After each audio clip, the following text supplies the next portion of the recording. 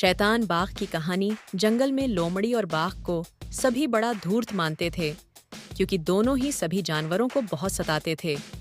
हर कोई उनसे दूर रहने लगा, मगर लोमड़ी और बाघ तो हमेशा सभी डरते थे। एक दिन लोमड़ी अपनी शिकार पर जा रही थी। उसने बाघ की आवाज सुनी। बाघ जोर जोर से रो रहा था और मदद के लिए पुकार रहा था। बचाओ, कोई मुझे बचाओ, मेरी मदद करो, मैं मरा जा रहा हूँ। लोमड़ी बाघ की आवाज सुनती है, बाघ के पास जाती है। जब वह देखी है कि रोने वाला कोई और नहीं बाघ है, तब वह जोर जोर से हंसने लगती है। लगता है सारा जंगल जान चुका है कि तुम कितने बड़े धोखेबाज हो। आवाज सुनकर मैंने सोचा मैं भी मदद करूं, पर देखा तुम्हें तो हंसी निकल पड़ी। जरूर तुम्हारी इसमें कोई चाल है जो जोर जोर से शोर मचा रहे हो। अरे नहीं लोमड़ी, बचाओ, अरे मैं बहुत परेशान हूँ। तुम परेशान कैसे हुए?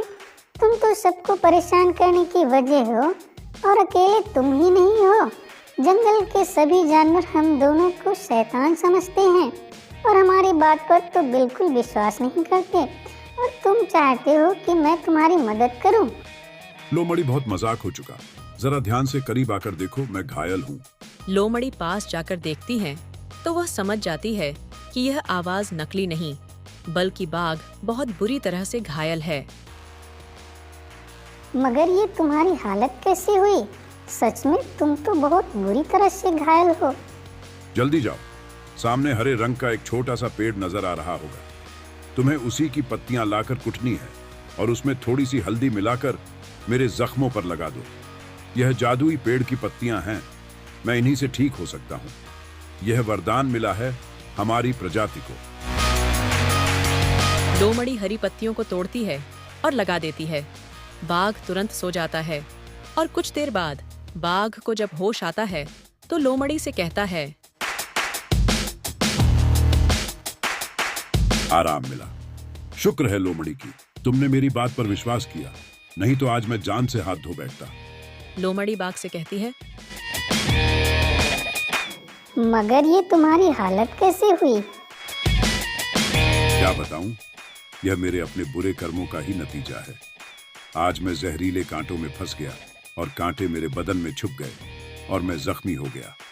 बहन, आज तो मैंने कसम खाई है, अपने जंगल के किसी भी जानवर या पक्षी को परेशान नहीं करूंगा। ये लोग ही तो है जो हमारी मदद करेंगे। आज पुकारने पर कोई नहीं आया सिवाय तुम्हारे। सोचो, अगर हम दोनों कभी एक साथ घायल हुए तो हम मर जाएंगे, क्योंकि इस जंगल में कोई नहीं है जो हमारी मदद करे। लोमड़ी बाघ की बात को समझ गई और कहती है,